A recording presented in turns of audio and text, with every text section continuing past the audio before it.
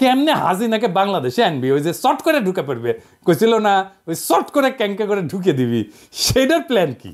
হাসিনাকে ফেরত দিবে ইন্ডিয়া, এটা কয়ে গেছে মিস্ত্রি। আবার লাফায় উঠেন না যে ইন্ডিয়া কত ভালো, হাসিনাকে ফেরত দিচ্ছে।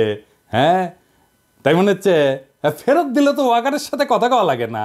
ওয়াকারকে সে কন্ডিশন দিছে, সেটা হইতেছে তারে এরশাদের মতো নিজ গৃহে অন্তরীণ রাখতে হবে।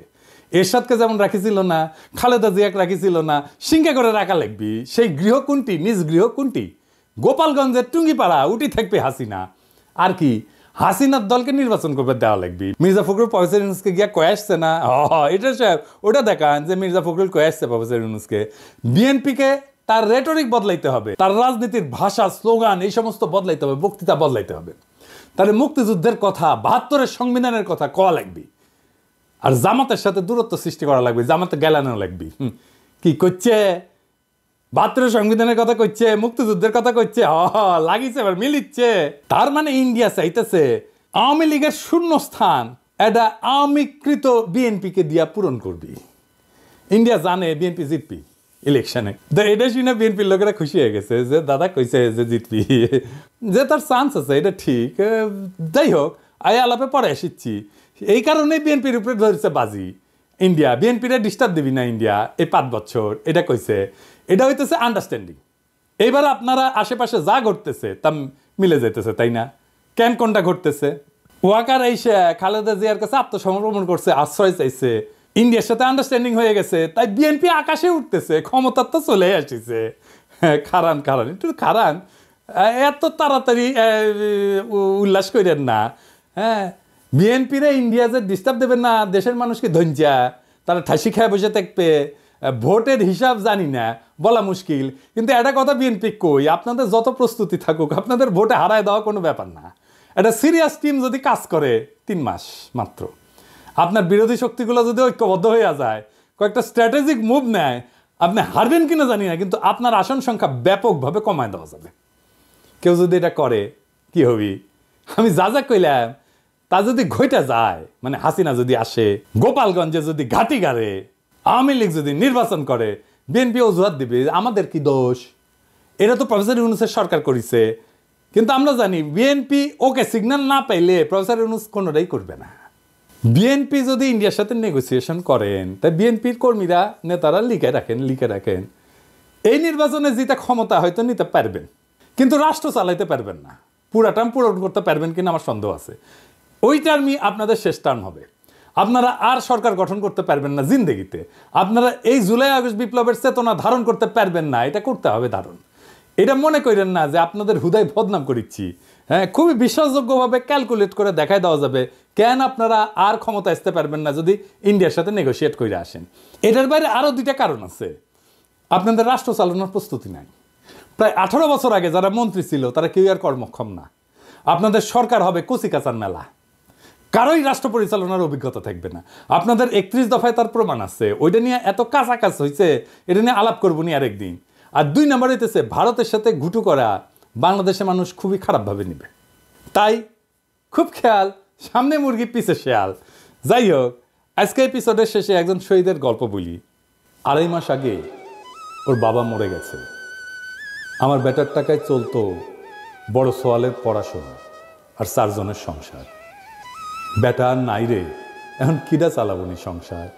বিলাপ করতে করতে ভাঙা গলায় কথাগুলো বলছিলেন বুলজান খাতুন।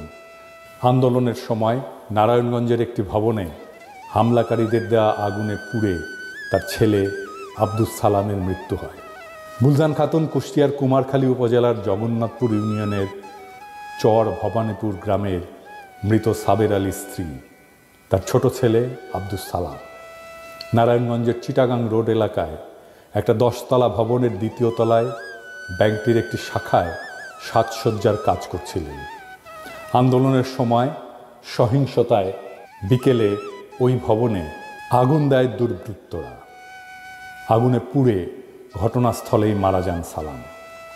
চর ভবানীপুর গিয়ে দেখা যায় 3 শেডে আধ পাকা একটি ঘরের ভেতর সালামের মাকে ঘিরে বসে আছেন স্বজনেরা, আর তার মা বিলাপ করে কাঁদছেন।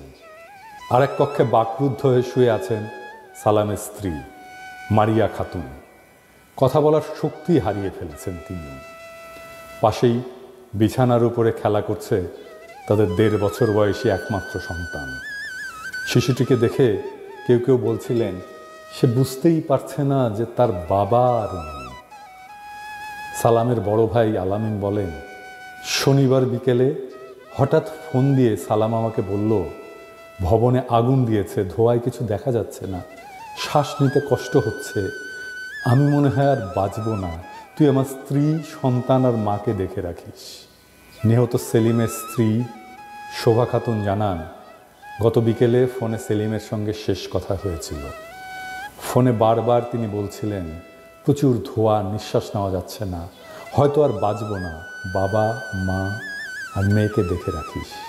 বিলাপ করতে করতে শোভা বলছিলেন, এখন আমাদের দেখবে কে? 3 বছরের মেয়েকে নিয়ে কোথায় যাব? শহীদ সালামের পরিবারকে যদি আপনারা খুঁজে পান, আমার কাছে নিয়ে এসেন, আমার সাথে পরিচয় করিয়ে দিন। আমার সীমিত সামর্থ্য দিয়ে এই পরিবারটির দায়িত্ব নেব। এমন হাজার হাজার সেলিমের মৃত্যুর জন্যে যারা দায়ী, তাদের নিয়ে ভোট করতে চায় বিএনপি। তাদের কিভাবে রক্ষা করা যায় সেই প্রজেক্ট নিয়েছে বিএনপি। দলে দলে আওয়ামী লীগাররা ঢুকতেছে বিএনপিতে। প্রমাণ চান? দেখেন। জয় বাংলা, বাংলাদেশ জিন্দাবাদ, বাংলাদেশ জিন্দাবাদ। যাই হোক জয় বাংলা বলতে বলতে অভ্যাস আছে, তো আমরা এখন পরিবর্তন হয়েছি, পরিবর্তন হতে যাচ্ছি। যাই হোক, কেউ নেবেন না। বাংলাদেশ জিন্দাবাদ, বাংলাদেশ চিরজীবী হোক। হরে কৃষ্ণ।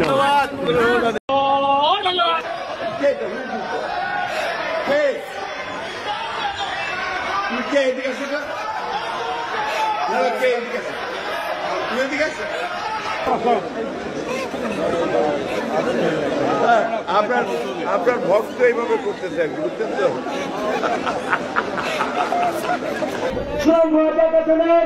আগামী দিনের কান্ডারি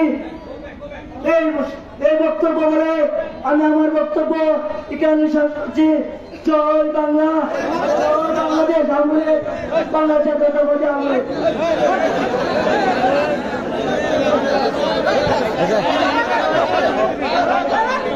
জয় বাংলা মানে ধ্বংস, নষ্ট। এই ধ্বংস আর নষ্টকে দলে ঢুকায় আপনি আগামীর বাংলাদেশে রাজনীতি করবেন, ভাবছেন চালায় দেবেন? দেখেন, আপনারা যা ভালো মনে করেন, গুড লাক। জুলাই আগস্ট বিপ্লবের পরে বাংলাদেশে নতুন রাজনীতি নির্মিত হবে। ওই বিপ্লবের ময়দানের লালিত স্বপ্নকে বাস্তব করে তুলতে হবে। শহীদের রক্তের দাগ এখনো শুকায় নাই, তার অন্তিম শয়নের মাটি এখন আমাদের অশ্রুতে ভেজা। সেই রক্ত আর অশ্রুর উপরে দাঁড়ায় আমরা এক নতুন বাংলাদেশ গড়ার শপথ নেব, কারণ সেই শহীদেরা অপেক্ষায় আছে এইটা দেখার জন্যে যে তাদের আত্মত্যাগ বৃথা যায় না। এই যে বিকেএমই এর হাতেমালি থেকে 50 লাখ টাকার চেক নিচ্ছে সার্জিসের পাশে ধরে আছে আক্তার। দুইজনেই আমাদের খুবই ভালোবাসার মানুষ। আমাদের অনেক আশা এই তরুণ নেতৃত্বের প্রতি। আমরা মনে করি ওরা নতুন বাংলাদেশ গড়বে, এই স্বপ্ন ওরাই জাগাইছে। আক্তার আর সার্জিস, তোমাদের বলি, এই হাতেমালিকে চেনো না? যদি বলো চিনি না, তাহলে বলবো কার সাথে দেখা করতে যাইতেছো, কার কাছ থেকে অনুদান নিচ্ছ, সেটা আগে দেখে নিবা না? এটা দেখে নিতে হবে, দেখে নিবা এরপর থেকে। এটা একটা রিকোয়েস্ট থাকলো। এই লোকের আন্দোলনের টাইম একটা বক্তব্য শোনাই তোমাদেরকে, শুনো কি বলছে। এরকম একটা সংকটকালে আবারও এই ধরনের একটা সিচুয়েশন আমরা কিন্তু কখনোই আশা করিনি। আজকে এই যে তাণ্ডব আমরা গত কয়েকদিন দেখেছি, আমরা আশা করব সরকারের গোয়েন্দা সংস্থা এবং সরকারের গুরুত্বপূর্ণ যারা আছেন দায়িত্বে, তারা এই বিষয়গুলি নিশ্চয়ই উদ্ঘাটন করবেন এবং তাদের বিরুদ্ধে প্রয়োজনীয় ব্যবস্থা নেবেন। এর মধ্যে আমরা সরকারের পাশে সবসময় ছিলাম, এখনো আছি, ইনশাল্লাহ আপনার পাশে আমরা থাকবো। ব্যবসায়ী সমাজ সবসময় আপনার পাশে। ওর হাতে কি রক্তের দাগ লেগে নাই? ওর 50 লাখ টাকা ছাড়া চলতেছিল না, টাকাটা ফেরত দাও। আমারও তো টাকা নাই, তাও আমি 1 মাসের মধ্যে তোমাদের 50 লাখ টাকা তুলে দেবো, প্রতিশ্রুতি দিলাম। ভিক্ষা করবো, ভিক্ষা। ওতে কোনো গ্লানি নাই আমার সন্তানেরা শহীদ হয়েছে, তাদের পরিবারের জন্য 50 লাখ টাকা পাওয়া যাচ্ছে না, এর জন্য হাতেমালির কাছে তোমাদের হাত পাততে হচ্ছে। তা না হয় আমি ভিক্ষাই করলাম, কোন অ্যাকাউন্টে টাকাটা দিতে হবে জানাও, দিয়ে দিব নিয়ে। এবার আসেন আজকের আলাপে আসি। আজকে যে আলাপগুলো করবো, এই তথ্যগুলো সারা ভাবে পাইতেছিলাম নানা সূত্র থেকে, একই তথ্য। এইগুলো এমন তথ্য ভেরিফাই করা যায় না, কিন্তু রাজনৈতিক ঘটনাবলী যা যা ঘটতেছে ওই তথ্যের সাথে মিলা যায়।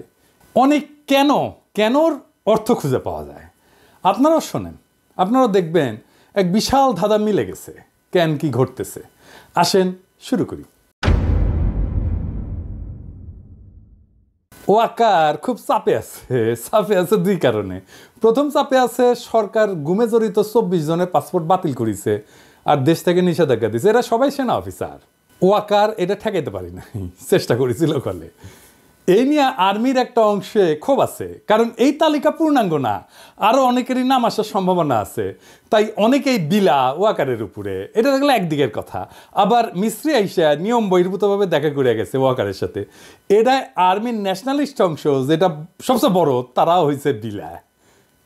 আবার শোনা যাইতেছে ওয়াকারকে নাকি 3টা প্যাকেট দিয়ে গেছে। তো প্যাকেটের মধ্যে কি আছে জানি না, কিন্তু ওয়াকাররা প্যাকেট করে ফেলছে। প্যাকেটের মধ্যে কইতেছে এমন কোনো কমিউনিকেশন ডিভাইস হয়তো আছে যেগুলা দিয়া ওয়াকারের সাথে ইন্ডিয়া খুব সিকিউর লাইনে কথা কইবার পারবে, গুটু করবে পারবে। তো যাই হোক, তো এখন ওয়াকার যাবে কই? তারে এখন কে বাঁচাবে? সে ছুটে গেছে খালেদা জিয়ার কাছে। সে বিএনপির সাপোর্টটা নিয়ে নিল, ন্যাশনালিস্ট আর্মি অফিসার আর সৈনিকদের দেখাইলো, দেখো দেখো আমিও তো ন্যাশনালিস্ট, দেখো খালেদা জিয়ার সাথে আছি আমি, আমার উপরে বিলাহ কেন, আমি কি তোমার পর? চাপটা একটু কমলো, তাই না? এখন প্রশ্ন হইতেছে, মিস্ত্রির কি এমন দায় পড়লো যে ওয়াকারের সাথে এসে দেখা করাই লাগলো? ইন্ডিয়া চায় তার আরেক দাস এরশাদ ক্ষমতা থেকে উৎখাত হইয়া সামে সিকনে যেমন রাজনীতি করে গেছে, ঠিক তেমনে আওয়ামী লীগ রাজনীতি করুক। এর একটা প্ল্যান করেছে। সে প্ল্যানটাই ওয়াকারের কানে দিছে পানি পড়ার মতো কইরা। আচ্ছা, এটা ইন্টারেস্টিং কথা বলি। বাংলাদেশে 3টা ইন্ডিয়ার সেবাদার শাসক ছিল, মুজিব, এরশাদ আর হাসিনা। 3 জনের পরিণতি এক, ক্ষমতা থেকে উৎখাত। আগামীতে যারা ইন্ডিয়ার সেবাদাস সহ লাইনে আসবার চান, এই ইতিহাসটা মাথায় রেখেন, কামে দিবে। বাংলাদেশে ইন্ডিয়ার সেবাদাসদের কোনো জায়গা নাই। হাসিনাকে কেন ইন্ডিয়া চায় বাংলাদেশে? কেন হাসিনার রেহানার আন্ডা বাচ্চাদেরকে দিয়া করলো না, বা আওয়ামী লীগের অন্য কোনো নেতাদের দিয়া করলো না? তারা দেখেছে আওয়ামী লীগে আর কোনো ইউনিফাইং ফিগার নাই, মানে যারে দিয়া পুরো আওয়ামী লীগকে ইউনিফাইড করা যায়, ঐক্যবদ্ধ করা যায়। জয়রে দিয়া চেষ্টা করছে, বুঝা গেছে ওরে দিয়ে হবে না। হ্যাঁ, জয় গল্ফ খেলিচ্ছে, দেখেন ওই নিজের লাইনে ফিরে গেছে। ওর বুড়ি দেখেছেন? হ্যাঁ, বুড়িটা দেখে দেন। হ্যাঁ, এইটা সাহেব মাল টেনবি, দিন রাত কাম কাজ নাই, বুড়ি হবি না। আবার ডেটিং অ্যাপস ইউজ করে গার্লফ্রেন্ড জুটেছে। আমি বুঝি না, বুঝছাও। ওই যে কুত্তাটা নিয়ে বসে থাকিছিল না, কুত্তাটা গলে সুন্দরী আসছিল কলে, তা আমার গার্লফ্রেন্ড লাগে কেন বুঝি না। আবার ওর কাজিন টিউলিপের বিরুদ্ধে দুর্নীতির অভিযোগ উঠেছে। ফ্ল্যাট নিছে, ফ্ল্যাট বিনা পয়সায়। ওই ফ্ল্যাট নিয়ে লিটনের ফ্ল্যাট বানাবি, ওই ওর চাকরি বাকরি তো যাবে, তো আয় উপার্জন ক্যাঙ্কা করে হবি, ওই লিটনের ফ্ল্যাট দিয়ে আয় উপার্জন করবি। তো যাই হোক, আবার টিউলিপের বোন রূপন্তী ও ধরা খাইছে, ওই একই ফ্ল্যাট কিচ্ছা। ফ্ল্যাট এত পছন্দ ওদের, লিটনের ফ্ল্যাট, বুঝছাও। পুতুলেরা 5 হাত লাতি দিয়া বিশ্ব স্বাস্থ্য সংস্থা থেকে খেতাবি, আমি কয়ে দিলাম, লিখে রাখেন। ববিও ধরা খাবি না, ওয়েট করেন। এগুলো গেলে এমনি হচ্ছে না, এইগুলা কোনো র্যান্ডম ঘটনা না।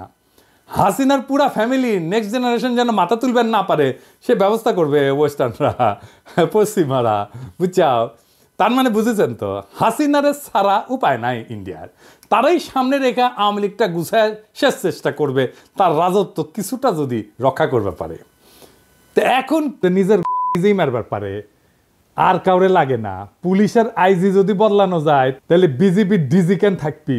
ওই ইলেকশন করবি, ওই অন্তর্ঘাত করবি, ও প্রধানমন্ত্রী কাটাল রানীর নির্দেশনায় করবি। এডিটর সাহেব দেন জাউরা সিল মেরে দেন, আরেটা দেন, আরেটা মারেন। আর সামনে থাকলে চালা মুখ ফাটে দিলাম নি, একেবারে নাক মুখ ফাটে দিলাম নি। হারাম জাদা এ জাউরা শোন, দাঁড়ান এডিটর সাহেব, ও বাম্বু দেওয়া এখনো শেষ হয়নি, স্ক্রিনে রাখেন। দেখে গালি না দিলে জোশ আসে না শৈলে। এই এখন কবু অর্ডার দিছে, তাই করেছি, তাই না? তোর অর্ডারের মধ্যে কি লিখে দিয়েছিল দেশবিরোধী ষড়যন্ত্র? ওটা কছু তো, নিজের কুরকুরে নিত কছু তো। হাসিনা না পড়লে যে মোটা আজিজের মতো বিজেপি থেকে আর্মি চিফ জান বেনে দেয়, সেই জন্য কইছিল। কর্নেল রেদওয়ান ছিল না বিজেপি থেকে, সাবমেশিন গান দিয়ে গুলি করেছিল ছাত্র জনতার উপরে, সেটা তো ওর কমান্ডেই হয়েছে। উক্কান 5 হাত লাথি দিয়ে আর্মি ফেরত পাঠানো হয় নাই। 11 মাসের বেশি হয়েছে, প্রায় 1 বছর হয়ে গেছে। তো ইমরুজ স্যার, আপনার যদি সব উপদেষ্টাদের কয়া দেওয়া লাগে কি করা লাগবে, তাহলে কেমনে হবে? ও বাল রাখিছেন কেন? ওটি ও বিজেপি থেকে না সরাইলো, ওর গোষ্ঠী শুদ্ধ তাল গাছে তুলমু আমি, কয়া দিলাম। পরে আবার কয়েন না, আমি ওয়ার্নিং দেই নাই। যাই হোক, গরম দিয়া শুরু করে এখন এনা নরমে আসি, একাডেমিক আলাপে আসি। এনা সুশীল সাজি সুশীল না হইলে তো আপনারা আবার দাম দেন না। হ্যাঁ সাজমু, হ্যাঁ দিছে, পারমিশন দিচ্ছে, হ্যাঁ সবাই আসেন আজকাল আলাপে, আমাদের সুশীলদের রাষ্ট্র বুঝা নিয়ে আসেন, আমরা একটু আলাপ করি, হ্যাঁ আল্লাহর নামে শুরু করি। বাংলাদেশে এক অদ্ভুত ব্যবস্থা, সবাই কোশিশ করেছে প্রাইম মিনিস্টারের ক্ষমতা কেমনে কমানো যায়। বিএনপি কইছে ব্যক্তি কিংবা প্রতিষ্ঠানকে অধিক ক্ষমতা দিলে যেমন ফাঁসিবাদ কায়েম হয়, তেমনি নির্বাচিত সরকার এবং সংসদকে ক্ষমতাহীন করলে রাষ্ট্র দুর্বল, ভঙ্গুর, অকার্যকর হয়। অতি মূল্যবান কথা কইছেন, কিন্তু আমি মাঝে মাঝে ভাবি কি জানেন, এই লোকগুলি একদিন ধরে রাজনীতি করেছে, আর কিছু করেন না, কিন্তু খালি রাজনীতি, খালি রাজনীতি, এটা আর্গুমেন্ট তৈরি করতে পারে না। অনেকে কইবেন মির্জা ফখরুলকে আনার চাইতে কম বুঝে, বিএনপির এত নেতা কি কম বুঝে, আপনি সব বুঝে বসে আছেন, সব জানতা, আপনার চাইতে কি তাদের বুদ্ধি কম? সি আমার চেয়ে বুদ্ধি কেন কম হবে, ওনাদের বুদ্ধি বেশি, নলেজ বড় বড় বড় নলেজ। হ্যাঁ হ্যাঁ জানেন না, নলেজের বড় গল্প জানেন না? আচ্ছা শোনেন, হ্যাঁ এটা শফিক রেহমান ভাই ওর জায়দা দিনে লিখেছিলেন। আসেন এবার বড় নলেজের গল্প শুনি। তো ঘটক গেছে মাইয়ার বাপের কাছে বিয়ার পয়গাম নিয়া। হ্যাঁ তো বিয়ার কথা শুনে আমার ক্ষুদ্র ভ্রাতারা উৎসুক হয়ে উঠছে, কি না যিনি কয়। তো ঘটক কইছে পোলা ভালো, বংশও ভালো, চাকরি করে, দেখতে শুনতে ভালো, রুচিবান, শিক্ষিত। হ্যাঁ তো মায়ের বাপ বলে সবই তো বুঝলাম, তো পোলার নলেজ কেঙ্কা? তো ঘটক একটু লাজুক মুখে কয় যে নলেজ বড়ই আছে, গোসল করার সময় টাইমে দেখেছি আমি, তাই উনাদের নলেজ বড় আছে, এত বড় নলেজ, কিন্তু আক্কেল কম। আমি যদি বিএনপি করলামই নি, তাহলে কইতাম বাংলাদেশ রাষ্ট্রে কার ক্ষমতা বেশি? রাষ্ট্রপতির? রাষ্ট্রপতির না, প্রাইম মিনিস্টারের? তাও না। তাহলে কার বেশি? বুঝে ওরা কার বেশি ক্ষমতা? বুঝে না। বাংলাদেশের সংবিধান অনুযায়ী আদালত, আইন, জুডিশিয়ারি হলো রাষ্ট্রের সবচেয়ে শক্তিশালী প্রতিষ্ঠান। এমনকি সংসদ জনগণের প্রতিনিধিত্বকারী সংস্থার চেয়ে বেশি ক্ষমতা দেওয়া হয়েছে এদেরকে। প্রাইম মিনিস্টারের ক্ষমতা কমানোর চেষ্টা করিচ্ছেন কে? উনি আদালতকে রেখে দিয়া, এটারে কয় বিভ্রম। হাসিনা জুডিশিয়ারির শক্তিরে খায়া ফেলেছিল, কিন্তু জুডিশিয়ারি যে সবচেয়ে ক্ষমতাবান, এটাই হইল বাংলাদেশের বিচার ব্যবস্থা, শাসন কাঠামো, রাষ্ট্রের সবচেয়ে বিপজ্জনক সংকট। আপনি পিএম রাষ্ট্রপতিরে সরাইতে পারেন, চৌধুরীকে সরাইল না খালেদা জিয়ার সংসদ। পিএমকে তো জিতে আসতে হয় সংসদে, ভোট কারচুপি কন, দামি কন, নৈশ কন, যাই হোক, একটা ভোট তো করে দেখাইতে হয় যে বইছে ভোট, তাই না? পাবলিকের কাছে যাইতে হয় তো, 5 বছর পরে ক্ষমতা ছাড়তে হয় তো, অন্তত নিয়ম আছে, কাগজে কলম হইলেও। কিন্তু আপনি তো বিচারপতি অপসারণ করতে পারবেন না। পারবেন না তা না, পারবেন, কিন্তু সেটা সুপ্রিম জুডিশিয়াল কাউন্সিলের মাধ্যমে, মানে বুঝেছেন তো, 3 জন বিচারপতি দিয়া সুপ্রিম জুডিশিয়াল কাউন্সিল। আমরা আর মামুরা, ওরা যদি মনে করে বিচারপতি ভুল করেছে তাইলে শাস্তি হবে, আর যদি মনে করে বিচারপতির চরিত্র ফুলের মতো পবিত্র, তাইলে কিছু হবে না। হ্যাঁ বিষয়টা না বুঝে দেখি, কারণ এটা গুরুত্বপূর্ণ। তো বিচারপতি বাংলাদেশে অপারেশনের একটা ব্যবস্থা আছে, নাম হচ্ছে সুপ্রিম জুডিশিয়াল কাউন্সিল। দেখে মনে হয় খুবই গুরুতর, ভারসাম্যপূর্ণ একটা প্রক্রিয়া। হ্যাঁ কিন্তু এটা খেয়াল করেন, এই সুপ্রিম জুডিশিয়াল কাউন্সিল কাদের নিয়ে তৈরি? প্রধান বিচারপতি আরো 2 বিচারপতি, মানে বিচারকের বিচার করবে বিচারকই, বন্ধু বিচার করবে বন্ধুর। যেন ধরা পড়া চোরের বিচার করতেছে চোরের মামা, এটা কি আপনি ন্যায় বিচার বলবেন? এই যে তত্ত্বাবধায়ক সরকারের আইন ছিল না, এটা কিন্তু সংসদ বানাইছিল, জনগণের প্রতিনিধিরা বানাইছিল, সেটা আদালত বাতিল করে দিল। তার মানে জনগণের প্রতিনিধি আইন বানাবে, সেটা চাইলে অনির্বাচিত আদালত বাতিল করে দিতে পারবে, যে আদালত কোথাও কারো কাছে জবাবদিহি করে না। তো এখন আপনি প্রশ্ন তুলতে পারেন, আপনি তো কম দাদা যে জুডিশিয়ারি, আইন এবং নির্বাহী, এটার একটা ব্যালেন্স থাকতে হবে, কন্যা একজন একজনকে সেকেন্ড ব্যালেন্স করতে হবে, কন্যা। তো তাইলে জুডিশিয়ারি যদি এটা নাই পারে, তাহলে ব্যালেন্স থাকবে কিভাবে? গুরুতর প্রশ্ন। আসেন আর একটু বুঝে দেখি। সরকার আইনটা সংসদ পাস করেছিল, মানে জনগণের প্রতিনিধিরা এটা আইন করেছে, কিন্তু আদালত সেটাকে বেআইনি ঘোষণা করে বাতিল করে দিল।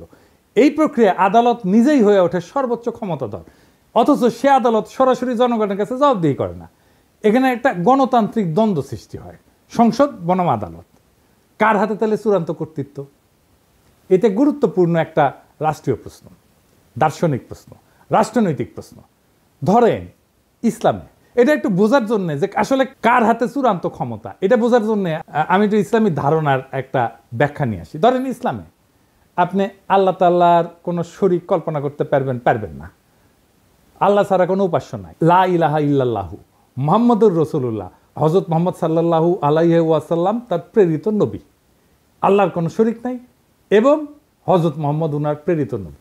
এই ফান্ডামেন্টালটা না মানলে আপনি মুসলমান না। আপনাকে ইসলামের দরজা অতিক্রম করার সময় এই কলেমা উচ্চারণ করতে হবে।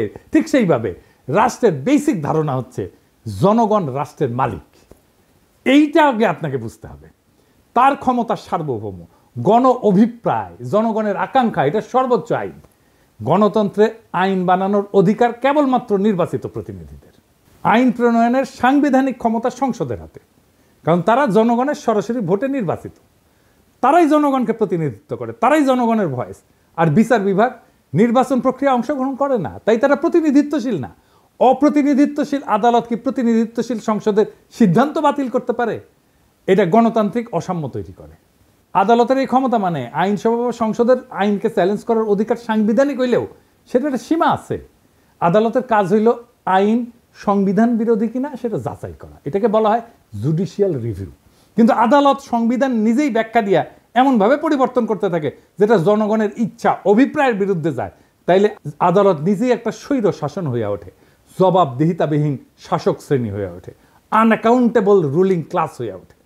আদালত তখন গণতন্ত্রের অভিভাবক না, বরং গণতন্ত্রের বাধা হয়ে ওঠে। বাংলাদেশে সেটাই হয়েছে। আদালতের ক্ষমতা সীমাহীন হইলে ব্যালেন্স অফ পাওয়ার ভেঙে পড়ে।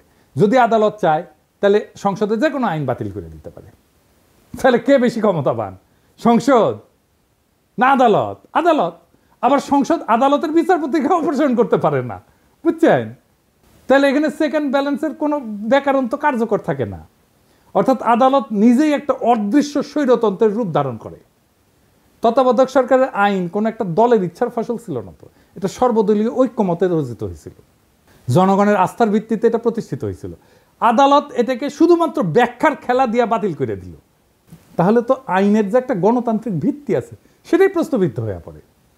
তবে আদালতের তো একটা ভূমিকা থাকা জরুরি, কিন্তু সেটা সীমিত। সেটা কি আসেন আরেকটু বুঝে দেখি। আদালতের যদি এই ক্ষমতা না থাকে তাহলে তো ব্যালেন্স অফ পাওয়ার হবে কিভাবে, তাই না? এই প্রশ্ন তো সরাসরি চলে আসে। আদালতের কাজ হবে আইনের ভাষাগত নীতিগত ব্যাখ্যা এবং সাংবিধানিক সীমা নির্ধারণ করা, কিন্তু রাজনৈতিক সিদ্ধান্ত এবং প্রক্রিয়ায় হস্তক্ষেপ করে না। হাসিনার আদালত রাজনৈতিক সিদ্ধান্ত এবং প্রক্রিয়ায় হস্তক্ষেপ করছে। ভারসাম্য তখনই থাকে যখন আদালত, সরকার বা সংসদের অন্যায় রায় থামাইতে পারে, কিন্তু গণমতের চূড়ান্ত রূপ একটা আইন বাতিল করার ক্ষমতা সাবধানে এবং সীমিতভাবে প্রয়োগ করে। আদালত যদি এমন ক্ষমতা পায় যে জনগণের প্রতিনিধিরা যে আইন মানাবে তাই সে বাতিল করে দিতে পারে এবং সে নিজে কোনো জনগণের কাছে জবাবদিহিতা করবে না, তাহলে সে আদালত না, সে গণতন্ত্রের উপরে বসা এক নির্জীব অভিজাত শ্রেণীর নামমাত্র পোশাক। তত্ত্বাবধায়ক সরকারের আইনের অবলুপ্তি তাই শুধু একটা রায় না, এটা ছিল গণ ইচ্ছার বিরুদ্ধে আদালতের বিদ্রোহ। আর এই বিদ্রোহের পরিণতি আজ দেশের রাজনৈতিক দুর্ভিক্ষ, দেশের সমস্ত সংকট। এইবার আসেন সংস্কার নিয়ে আরো একটু গভীরে আলোচনা করি। প্রফেসর ইউনূসের সরকার নানা ধরনের সংস্কার করেছে। এই সংস্কার কারা করিচ্ছে, কিভাবে করিচ্ছে, এটা বুঝে কিনা সেটা একটু বুঝে দেখি। বাংলাদেশে সংস্কারের জন্য বিভিন্ন প্রস্তাব নিয়ে আলোচনা করা হইতেছে। আবার যাতে বিগত 15 বছরের ফ্যাসিবাদ, 72 বা 75 সালের ফ্যাসিবাদ বাকশাল বাংলাদেশে পুনরায় প্রতিষ্ঠিত হইতে না পারে, সেজন্য নানা পক্ষ নানা মত প্রস্তাব নিয়ে আলোচনা করতেছে। এটার জন্য প্রফেসর ইউনূস একটা ঐক্যমত কমিশন করেছেন। সেটার সদস্য হচ্ছে আলী রিয়াজ, বদিউল আলম মজুমদার আর ইফতেখারুজ্জামান, তিনটা মাল, প্রথম আলোর মার্কা মারাল স্পেন্সার। এরা কি ধরনের প্রস্তাব দিতে পারে সেটা না বললেও চলে। হ্যাঁ, ইফতেখারুজ্জামানকে আমি বাম্বু দিছিলাম না, একবার দিছিলাম না, মনে আছে না? হ্যাঁ, ওরা এনে বসায় দিচ্ছে প্রফেসর ইউনূস। প্রথম আলো এইসব সুশীল প্রগতিশীল মালদের দিয়া 111-এর পরে সংস্কার করাইতে গেছিল। তখনকার ভারতের দালাল মঈনুদ্দিন ফখরুদ্দিন সরকার একই সুশীল প্রগতিশীলদের টোটকা প্রস্তাব দিয়া অধ্যাদেশ জারি কইরা বিভিন্ন সংস্কার করছিল, যার প্রত্যক্ষ পরিণতি হচ্ছে হাসিনার ফ্যাসিবাদ। এক বেল তলাতে এই ন্যাড়া বুদ্ধিজীবী সুশীল এই জাতিকে কয়বার নিয়ে যাবে? ৭৪-এর বাকশালী সংবিধান, হাসিনার ফ্যাসিজম, এসব তো আসমান থেকে নেমে আসে নাই। বারবার একই মার্কা মারা সব দালাল লেসপেন্সার, বুদ্ধিহীন মূর্খ কামাল হোসেন, রেহমান সোবহান, ইফতেখারুজ্জামান, মতি, মাহফুজ, এদের টোটকা জাতিকে গিলায় বারবার। আওয়ামী ফ্যাসিজম প্রতিষ্ঠার সুযোগ করে দেওয়া হইতেছে। এবারও সে একই চক্রান্ত হইতেছে, আর জাতি সে সমস্ত খেয়াল না করে বসে বসে আঙুল চুষিচ্ছে। আলী রিয়াজের আক্কেল জ্ঞানের নমুনা দেখেন। সংবিধান সংস্কার কমিটির রিপোর্ট ড্রাফট করার সময় সে কাদের কাদের পরামর্শ সে নিচে সেটা রিপোর্টের শেষে তালিকা খুঁড়ে লিখে দিছে। দেখেন কারা কারা আছে সেখানে। মাহফুজা নাম, শাহিনা নাম, জানেন তো মাহফুজা নামের বউ, মানে মাহফুজা নামের বুদ্ধিতে শুধু চলবে না, তার বউয়ের বুদ্ধিও লাগবে। এই মাহফুজা নাম হাসিনার সামরিক মারণাস্ত্রে গুলি চালায় ছাত্রজনকে হত্যা করার নির্দেশ দেওয়ার পরে সেটার পক্ষে বয়ান লিখে এডিটোরিয়াল পাবলিশ করেছিল, যাতে সরকার কঠোর হস্তে এই আন্দোলন দমন করে। বিপ্লবের শহীদদের রক্তের সাথে বিশ্বাসঘাতকতা কইরা এইরকম একটা জানোয়ারের বাচ্চার পরামর্শ নেওয়া লাগছে নতুন বাংলাদেশের সংবিধান কিরকম হবে সেটা ঠিক করার জন্য। বুঝেন তাইলে? আরও আছে প্রথম আলোর মতি, খুশি কবি, সবচেয়ে বড় আওয়ামী লেসপেন্সার রেহমান সোবান, মইনুল ইসলাম। হে খোদা, আমার উঠায় নাও, নয়তো দড়ি ফেলাও, বায়া উঠা যায়। এর চেয়ে আওয়ামী লীগকে বলা হোক একটা সংবিধান ড্রাফট করে দিতে। হুদাহিতে সংস্কারের বালসাল নাটক কইরা মানুষকে বোকা বানানোর দরকার কি? আর শহীদের রক্তের সাথে প্রহসন করার দরকার কি?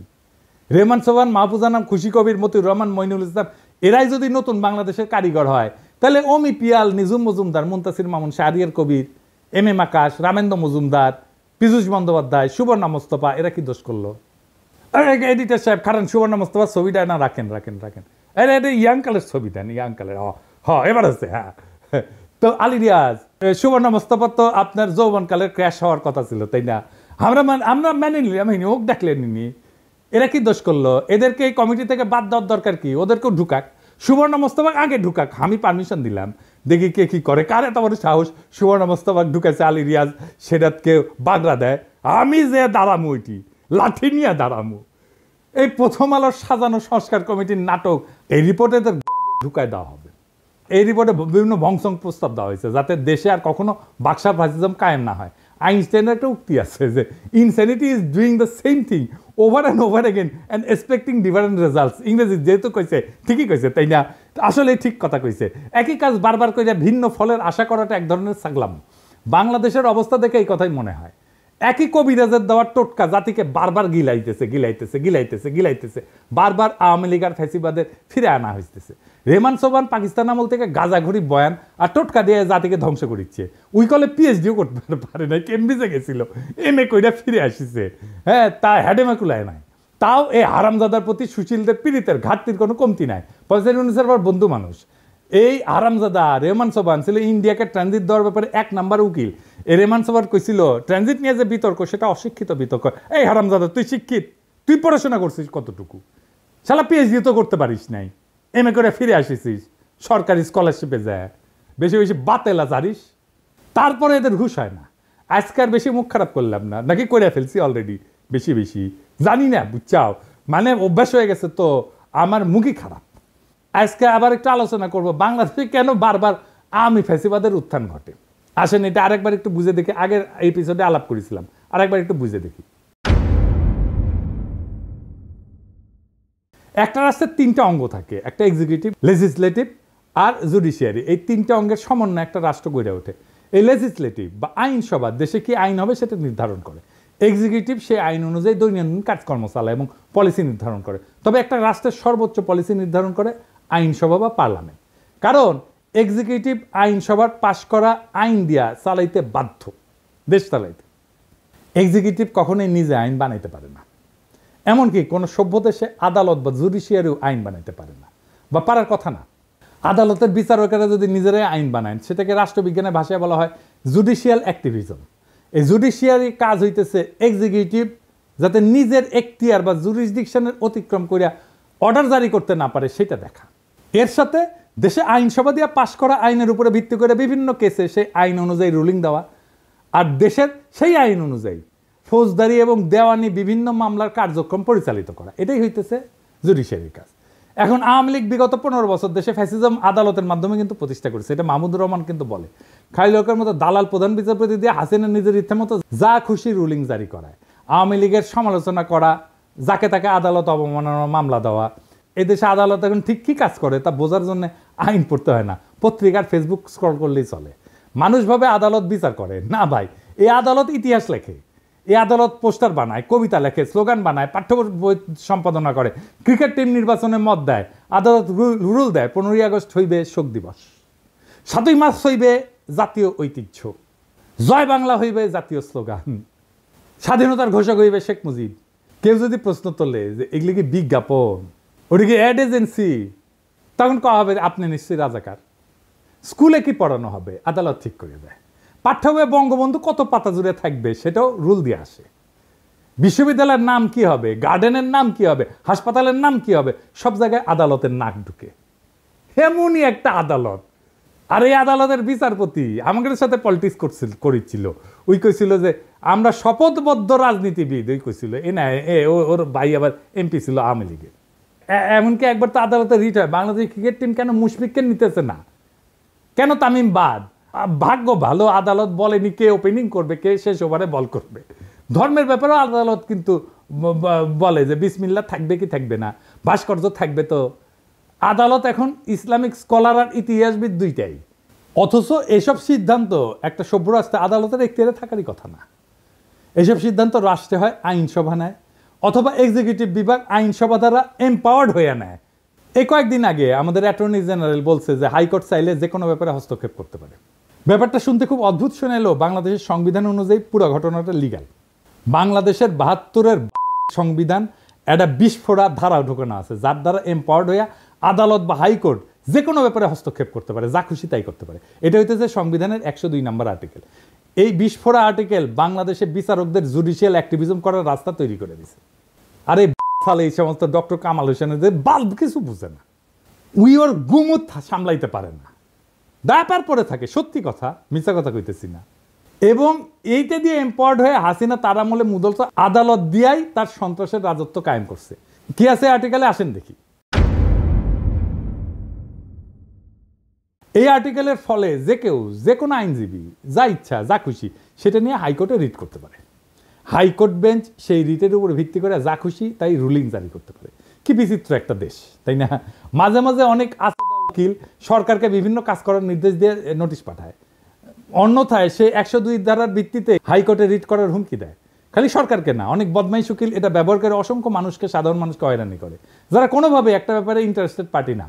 সেই সমস্ত ব্যাপারে বদমাইশ উকিলরা বিভিন্ন হাস্যকর আইনি নোটিশ পাঠায় 102 আর্টিকেলের উপরে ভিত্তি করে, এবং আদালত সেটার উপর ভিত্তি করে রুলিং পর্যন্ত দেয়। এই ইন্টারেস্টেড পার্টিকে এটা একটু বুঝে নিই। যে কোনো সভ্য দেশে কেবলমাত্র ইন্টারেস্টেড পার্টি কোনো ব্যাপারে মামলা করতে পারে। ইন্টারেস্টেড পার্টি বলতে আইনের ভাষায় বোঝানো হয় এমন কেউ যার উক্ত মামলার ফলাফলে সরাসরি স্টেক আছে বা সরাসরি গেইন অথবা লসের আউটকাম আছে। যেমন ধরেন কোন এক সংবাদপত্র লিখছে যে আমি এটা চোর, ধরেন আমি অমুক তারিখে অমুক জায়গায় অমুক লাগাইছি, চুরি করেছি, আমি জানি যে আমি লাগাই নাই, চুরি করি নাই, কিন্তু ওই সংবাদ প্রকাশের ফলে আমার মানহানি হয়েছে।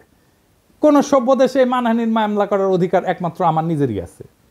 আমি এই মামলার একমাত্র ইন্টারেস্টেড পার্টি, বুঝছো? এই মামলার আউটকাম মানে ফলাফল একমাত্র আমার জিতা বা হারের সম্ভাবনা আছে। এখন যদি কুমিল্লার মোকলেস মোল্লা অথবা গোপালগঞ্জের উকিল হরিদাস পাল আদালতে গিয়ে মামলা করে যে অমুকের মানহানি অমুক করিছে, অতএব অমুকের বিরুদ্ধে এত টাকা ক্ষতিপূরণ দাবি করে আমি মামলা করেছি, ব্যাপারটা যে কত বড় হাস্যকর হয়ে উঠবে সেটা আর বলার অপেক্ষা রাখে না। আমার নামে এরকম মামলা করেছে, আমি নাকি হাসিনা শেখ মুজিবের অপমান করেছি, তার ভাবমূর্তি ক্ষুণ্ণ করেছি। একজন কে সিলেটে একটা মামলা করেছে, গোপালগঞ্জে একটা মামলা করেছে, কতগুলো। আমাকে সেদিন জিজ্ঞাসতেছে ঢাকার ডিসি যে দাদা আপনার নামে কি কি মামলা আছে। আমি বললাম আমি নিজেই জানি না রে ভাই, মাঝে মাঝে শুনেছি এই জায়গায় মামলা আছে, কতগুলো মামলা আছে আমি গোনা বাদ দিছি। এরকম হাজার হাজার ঘটনা ঘটছে, মামলা হয়েছে, জেল পর্যন্ত হয়েছে, সেসব মামলার উপরে ভিত্তি করে। সত্যি ছেলে কাজ, কি বিচিত্র এই দেশ। অথচ এই ব্যাপারে সংস্কার করার কথা নিয়ে কেউ প্রপোজাল দেয় না। কারণ সব জায়গায় বলা হইতেছে দেশে এক্সিকিউটিভ, লেজিসলেটিভ, জুডিশিয়ারির মধ্যে একটা ক্ষমতার ভারসাম্য আনা লাগবে। কিভাবে লাগবে সে ব্যাপারে সংস্কার কমিশনের রিপোর্টে অনেক ভংজুং প্রস্তাব আছে। যেমন ধরেন কইছে হাইকোর্টের শাখা বাড়ানো লাগবে। তো হাইকোর্টের শাখা বাড়াইলে কিভাবে ভারসাম্য আসবে সেটার কোনো ব্যাখ্যা নাই। হাসিনার আমলে আদালত প্রত্যেকটা ব্যাপারে নাক গলায় হাসিনার ত্রাসের রাজত্ব কায়েম করতে সাহায্য করছে। কালামানিক সব জায়গায় নাক গলানোর বার এমনই বাড়ছিল যে লীগের স্পিকার আব্দুল হামিদ পর্যন্ত সেটাতে বিরক্ত হয়ে বলছিল বেশি বাড়াবাড়ি করলে জনগণ আদালতের বিরুদ্ধে উঠে দাঁড়াইতে পারে। এমনকি খালি এক্সিকিউটিভের ব্যাপারে নাক গলানো না, বিভিন্ন সময় দেশে কি আইন হওয়া উচিত, কি হওয়া উচিত না, সেটা পর্যন্ত আদেশ জারি করেছে। সংবিধানে স্পষ্ট লেখা থাকতে হবে আদালত বা জুডিশিয়ারি কোনোভাবে জুডিশিয়াল অ্যাক্টিভিজম করতে পারবে না। তারা কেবলমাত্র দেশে বিদ্যমান আইনের উপর ভিত্তি করে রায় দিতে পারবে। জনগণের যদি কোনো আইন পছন্দ না হয় অথবা কোনো আইন বানানোর ইচ্ছা হয়, তাদেরকে তাদের এমপির সাথে কথা বলে সেই বিল সংসদে আনার ব্যবস্থা করতে হবে। সংসদ সদস্যদের মূল কাজ এলাকার উন্নয়ন করা না। এরা যে বলবে আমি আপনার এলাকার উন্নয়ন করে দেবো, এটা তার কাজ না, এটা কাজ পৌরসভার। পৌরসভার কাজ এমপিরে দিয়ে করায় না, তাদের মূল কাজ আইনসভার বিভিন্ন আইন নিয়ে আলোচনা করে ভোটাভুটি করে আইন বানানো। এই সাধারণ তথ্যটা দেশের অধিকাংশ মানুষ জানে না। আর একটা হাস্যকর অভ্যাস এই জাতির কাছে আছে, কিছু হইলে সব কিছুতে আদালতে যে মামলা করে দেয়। যেমন বিপ্লবের পরে আওয়ামী লীগকে নিষিদ্ধ করা লাগবে, এটা নিয়েও আদালতে মামলা করতে গেছিল পোলাপাই, আদালতে রিট করে। অথচ একটা রাষ্ট্রে এই সিদ্ধান্ত নেওয়ার অধিকার সেই রাষ্ট্রের আইনসভার, যারা ওই দলকে নিষিদ্ধ করে আইন করতে পারে অথবা সংবিধানে ওই দলকে নিষিদ্ধ করে দিতে পারে। যেমন জার্মানিতে নাজি পার্টি, ওদের আইনসভায় পাশ হওয়া নাজিদের নিয়ে করা স্পেসিফিক আইন দিয়ে নিষিদ্ধ। ইতালিতে ফ্যাসিস্ট পার্টি একদম সাংবিধানিকভাবে উল্লেখ করে নিষিদ্ধ করা হয়েছে। এইখানে আদালতে গিয়া মামলা কইরা তাদেরকে টেনে আনা এই আশায় যে তারা রায় দিবে অমুক দল নিষিদ্ধ, এটা চূড়ান্ত নির্বুদ্ধিতা। কোনো আদালত দেশের আইনসভার বা এক্সিকিউটিভের কাজ করতে পারে না। আজব চিন্তা ভাবনা সবার। এটা গেল জুডিশিয়ারির ব্যাপারে কথা। এখন আসি এক্সিকিউটিভ আর লেজিসলেটিভ মানে আইনসভার মধ্যে ব্যালেন্স অফ পাওয়ার নিয়ে। বাংলাদেশে বারবার ফ্যাসিজম তৈরি হয় কারণ দেশের সংবিধানে পার্লামেন্টারি শাসন ব্যবস্থা। এখানে আইনসভার নিয়ন্ত্রণে যেই মানুষ আর পার্টি, সে একই মানুষ আর পার্টি নির্বাচনের মাধ্যমে একবার দেশের এক্সিকিউটিভ ব্যবস্থার কর্ণধারার সর্বেসর্বা হয়ে ওঠে। যদি এক্সিকিউটিভ আর লেজিসলেটিভ, নির্বাহী এবং আইন একই মানুষের অধীনে থাকে, তাহলে এটাই ফ্যাসিজম। এই পার্লামেন্টারি ব্যবস্থা পৃথিবীর যে সমস্ত দেশে অ্যাপ্লাই করা হয়েছে সেখানে অসংখ্যবার ভয়ঙ্কর রকমেরভাবে ব্যাকফায়ার করছে। কোথায় কোথায় করছে শুনবেন? ইউরোপেই এটা ডিজাস্টার করছে। প্রথম বিশ্বযুদ্ধের পর যখন ইউরোপে বিভিন্ন দেশে এই যে রাজতন্ত্রের পতন হয়, রিপাবলিক হয়, যেখানেই এই ব্যবস্থা সংবিধানে ঢুকানো হয়েছে সেখানেই ভয়ঙ্করভাবে ফ্যাসিজমের উত্থান হয়েছে। আমি একটা আলোচনায় করছিলাম, পার্লামেন্টারি ব্যবস্থা সেখানেই কাজ করে যেখানে একজন রাজা আছে, কিং আছে। জার্মানি, ইতালি, স্পেন সব জায়গায় পার্লামেন্টারি ব্যবস্থা ডিজাস্টার হয়েছে। দ্বিতীয় বিশ্বযুদ্ধে বেদম মার খাওয়ার পরে এরা শান্ত আছে, তাও আমেরিকান সৈন্য গ্যারিসন থাকার কারণে। তৎকালীন ইস্টার্ন ইউরোপেও এই পার্লামেন্টারি ব্যবস্থা হাঙ্গেরি, রোমানিয়ার ডিজাস্টার করছে। ফ্রান্সে যতদিন পার্লামেন্টারি ব্যবস্থা ছিল ততদিন ফ্রান্সে ততই বছর অবস্থা ছিল, টালমাটাল অবস্থা ছিল। ফ্রান্সের থার্ড রিপাবলিক মানে 1870 থেকে 1940 পর্যন্ত, এই 70 বছরে কয়বার সরকার বদল হয়েছে জানেন? শুনবেন, 101 বার। গড়ে 8 মাসে একটা নতুন সরকার আসতো। এরপর ফ্রান্সের চতুর্থ রিপাবলিক 1946 থেকে 1958, এই 12 বছরে কয়টা সরকার আসছে জানেন? 21টা সরকার আসছে। এই অরাজকতার ফলে বিভিন্ন কারণে 1958 সালে চার্লস দ্য গল ফ্রান্সের নতুন সংবিধান রচনা করে এবং ফ্রান্সে প্রেসিডেন্সিয়াল সরকার ব্যবস্থা রূপান্তরিত হয়। এখন কিন্তু এটা পঞ্চম ফ্রেঞ্চ রিপাবলিক। একটা রাষ্ট্রে যদি এক্সিকিউটিভ আর আইনসভা একই নির্বাচন দিয়ে নির্বাচিত হয়, তাহলে সেটা ইউরোপে যেখানে ইনস্টিটিউশন অনেক স্ট্রং সেখানেই ভয়াবহ ডিজাস্টার করে। বাংলাদেশের মতো তৃতীয় বিশ্বের দেশ তো একটা ডিজাস্টার করবেই, এটাই স্বাভাবিক। আপনারা বসে বসে চায় চায় দেখবেন আলী রিয়াজরা যে করতেছে, দেখবেন 20 বছর পরে কি হয়। তখন আলী রিয়াজ দেখেন কি বলে, এটা একদম ডিজাস্টার করবে। ওরা বেশি বুঝে এই সমস্ত গুলোকে টেনেন্স। এরা রাষ্ট্র বোঝে না, রিপাবলিক বোঝে না, কিচ্ছু বোঝে না। আলী রিয়াজও বুঝে না, মনে করে ভাব দেখায় বুঝে, কিছুই বুঝে না। আচ্ছা দেখেন, আপনারা তো জানেন আমার তো কিছু সামান্য হইলে একটু ধারণা আছে, তাই না? আমার সাথে আলাপ করেছে, করেনি, আলাপ করবে না আমার সাথে, কারণ জানে আমার সাথে আলাপ করতে আসলে 5 মিনিট টিকবে না এগুলো। এই কারণে বাংলাদেশের নতুন সংবিধানে এক্সিকিউটিভ নির্বাচন আলাদাভাবে হইতে হবে। দেশে এক্সিকিউটিভদের প্রধান হচ্ছে রাষ্ট্রপতি। রাষ্ট্রপতি নিজেই সরাসরি জনগণের ভোটে নির্বাচিত হয়ে আসবে। রাষ্ট্রপতি নিজেই এক্সিকিউটিভ, ডে টু ডে প্রশাসন আর পলিসি নির্ধারণ করবে। এর জন্য উনি একটা ক্যাবিনেট নিয়োগ দেবে বিভিন্ন এক্সিকিউটিভ ডিপার্টমেন্ট চালানোর জন্য। সব সিদ্ধান্ত রাষ্ট্রপতি নিজেই নেবে, কোনো প্রধানমন্ত্রী থাকবে না। রাষ্ট্রপতির মেয়াদ 4 বছর বা 5 বছর হবে, কিন্তু এক্সিকিউটিভ হিসেবে রাষ্ট্রপতি কোনো আইন বানাইতে পারবে না এবং উনার সমস্ত অর্ডার সিদ্ধান্ত বিদ্যমান আইনের মধ্যে থাকতে হবে। রাষ্ট্রপতি কোনো অধ্যাদেশ জারি করে আইনসভার কাজ নিজে করতে পারবে না। রাষ্ট্রপতি খালি দেশে বিদ্যমান আইনের বাস্তবায়ন করে একটা এক্সিকিউটিভ কাজ চালাইতে পারবে। দেশে কোনো আইনের দরকার হলে, আইন বাতিল করতে হলে আইনসভার মিটিং ডাকতে হবে এবং সেখানে কেবলমাত্র আইনসভার সদস্যরা ভোট দিয়ে কোনো সিদ্ধান্তে আসবে। এই সংসদের সদস্যরা সম্পূর্ণ আলাদা নির্বাচনে আলাদাভাবে জনগণের সরাসরি ভোটে নির্বাচিত হবে। দেশে যখন এক্সিকিউটিভ আর লেজিসলেটিভ মানে নির্বাহী এবং আইন এইভাবে সম্পূর্ণ সেপারেট হয়ে যাবে, তখন কেবল দেশে ফ্যাসিজমের উত্থান ঠেকানো যাবে। দেশের বাজেট আইনসভা পাশ করবে এবং পার্লামেন্ট রাষ্ট্রপতিকে যেই বাজেট দিবে রাষ্ট্রপতি সেই বাজেট দিয়ে ওই অর্থ বছরের ব্যয়ভার বহন করবে। এখন সরকার বা এক্সিকিউটিভ চাইলে বা প্রাইম মিনিস্টার চাইলে যে কোনো মানুষের উপরে চাপাই দিতে পারে কর, কারণ এক্সিকিউটিভ আর আইনসভা একই জিনিস। তো রাষ্ট্রের দুইটা বিভাগ যদি একই হয় তাহলে এটাই তো ফ্যাসিজম আর স্বৈরাচার। এই সমস্ত সুশীলদের মাথায় ঢুকিচ্ছে না, আমি এটা বুঝি না। প্রেসিডেন্সিয়াল ব্যবস্থাতে রাষ্ট্রপতি চাইলেই কর বাড়াইতে বা কমাইতে পারবে না এবং ক্ষমতা সম্পূর্ণভাবে আইনসভার উপরে ন্যস্ত থাকবে। কিন্তু প্রাইম মিনিস্টার হাসিনা পারে। আইনসভার কাজ হবে আইন নেওয়া। রাষ্ট্রপতির মেয়াদের মাঝখানে আইনসভার একটা নির্বাচন থাকা লাগবে মিড টার্মের মতো, যাতে জনগণ তাদের মতামত প্রকাশ করতে পারে রাষ্ট্রপতির টার্মের মাঝখানে। এই জন্যেই আইনসভার একটা সদস্যের মেয়াদ হবে 2 থেকে 2.5 বছরের মতো। সংবিধানে কোনো 70 অনুচ্ছেদ থাকবে না, কারণ যেহেতু রাষ্ট্রপতি আলাদাভাবে নির্বাচিত এবং মেয়াদ নির্দিষ্ট, আইনসভায় দল বদল কইরা অথবা দলের বিপক্ষে ভোট দিয়া সরকার ফেলায় দেওয়ার কোনো প্রশ্নই আসতেছে না। প্রত্যেকটা সদস্য নিজের বিচার বুদ্ধির উপরে ভিত্তি কইরা কোনো বিলে ভোট দিবে। রাষ্ট্রপতি যদি নিজের ইমেজ আর যোগ্যতায় একবার নির্বাচিত হয়ে আসে এবং তাহলে রাষ্ট্রের এক পক্ষের আর এক পক্ষের পাঁচ আটার কোনো প্রশ্নই ওঠে না। সুপ্পু যেরকম হাসিনা কদমবুসি করতো সেটা আর হবে না। গত 3 মাস ধরে মাননীয় প্রধানমন্ত্রীকে সালাম করতে গেলে উনি আমার সালাম নিতেন না। তা আমি দেখতাম যে ওনার চরণের ধুলো আমি পাই না। আমার মিশ্র প্রতিক্রিয়া হচ্ছিল যে উনি কেন আমার সালাম নেন না, না থাক থাক বলে। এটাই বিএনপি আর জিয়াউর রহমানের আসল অরিজিনাল ভিশন। জিয়াউর রহমান আলাদাভাবে রাষ্ট্রপতি নির্বাচনে ওসমানীকে হারায় নির্বাচিত হয়েছিলেন। সংসদ নির্বাচন আলাদাভাবে হয়। রাষ্ট্রপতি সরকার ব্যবস্থার সাথে পাওয়ারফুল সংসদ আর প্রত্যেকের একটা ওয়েল ডিফাইন্ড জুরিসডিকশন, এটাই একমাত্র বাংলাদেশে ফ্যাসিবাদ ঠেকানোর উপায়।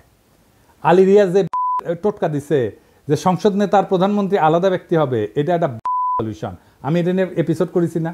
এর ফলে কি হবে? এর ফলে হাসিনা প্রধানমন্ত্রী হয়ে সুপ্পু মার্কা কাউকে সংসদের প্রধান বানাবে।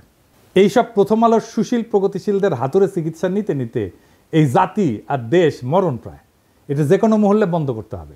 রাষ্ট্রপতি শাসিত সরকার ব্যবস্থা যেখানে রাষ্ট্রপতি খালি সংসদের পাশ করা আইন আর বাজেটের উপর ভিত্তি করে অর্ডার জারি করতে পারবে, যেখানে কোনো জুডিশিয়াল অ্যাক্টিভিজম থাকবে না, একমাত্র এটাই হইতে পারে বাংলাদেশকে চিরতরে ফ্যাসিবাদ থেকে মুক্ত করতে।